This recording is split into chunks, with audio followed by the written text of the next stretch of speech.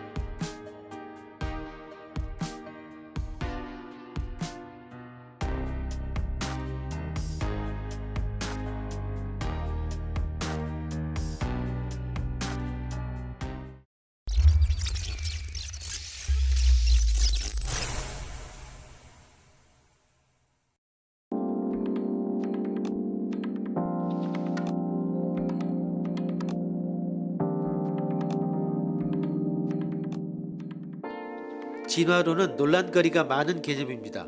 태어나서 성장하고 폐기되는 단계의 의미와 동의어로 사용되기도 하고 때로는 정반대인 창조와 동일시 되기도 합니다.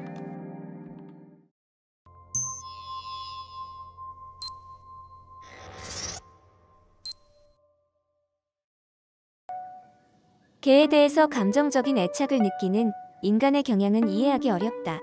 개는 수렵이나 경비에 도움이 되었다고도 생각된다.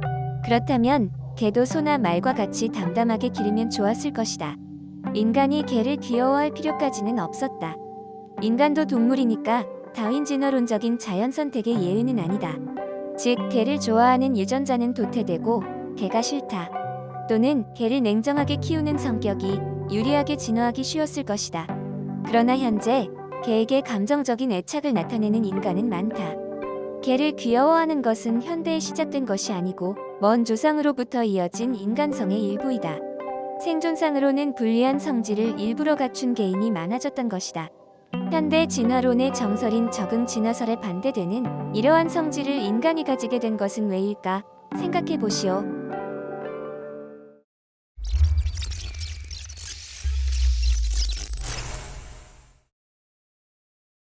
개를 좋아하는 성질을 단독으로 생각하면 그 성질을 가진 개인에게 불리해서 분명히 적응 진화의 구조에 반합니다. 그러나 매우 좋아하는 성질을 단독으로 생각하지 않고 좀 더 일반적인 개개의 인간에게 있어 유리한 성질의 부산물로서 생각해 봅시다.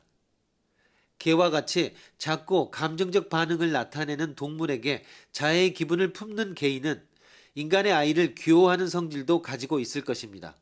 그리고 아이를 좋아하는 인간은 대부분 자신의 자손을 남기는 경향이 있을 것입니다. 아이를 좋아하는 인간은 자신의 아이나 혈연 관계에 있는 아이를 확실히 길러 자신을 닮은 유전자를 남기는 행동을 하기 쉽기 때문입니다.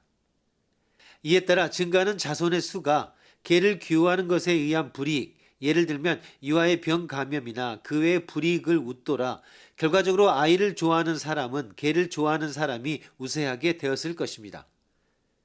개를 좋아하는 성질은 인간에게 있어 유리한 성질, 아이를 귀여워하는 성질이 오작동한 부산물인 것입니다. 간단히 말하면 개인의 생존에 불리한 개를 좋아하는 유전자는 자손의 번식에 유리한 아이를 좋아하는 유전자와 같은 것이라고 하는 것입니다. 이와 같이 같은 유전자가 복수의 성질을 실현하는 것을 생물학에서는 다면 발현이라고 부릅니다.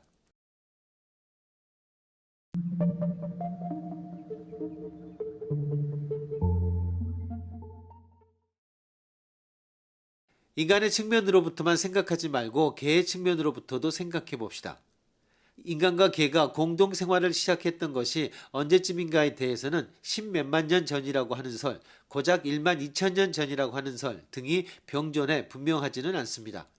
어쨌든 일부의 이리가 인간에게 사육된 계기가 사람이 길들이기 쉽게 친숙해진다라는 것은 틀림없습니다. 즉 우연히 사랑스러운 일부의 이리가 인간 사회 안에 자손을 남겼습니다. 인간 사회라고 하는 환경에 적응한 이리가 개입니다. 인간이 이리를 귀여워하고 보호하는 것은 인간에게 있어서는 불이익이지만 이리에게 있어서는 이익이 됩니다. 그 이익을 획득하기 쉬운 성질을 우연히 갖추고 있던 이리가 인간 사회 근처에서 자연 선택되어 개가 되고 인위적인 교배에 의해 더욱더 사랑스러워지게 되었습니다. 인간이 개를 사랑스럽다고 생각하는 것은 그러니까 개의 측면으로부터의 진화의 결과입니다. 개가 가지는 사랑스러움이라고 하는 것은 인간의 아이와 외관상 많은 공통점을 가지고 있음으로 해서 생겨나는 정서적 반응의 능력입니다.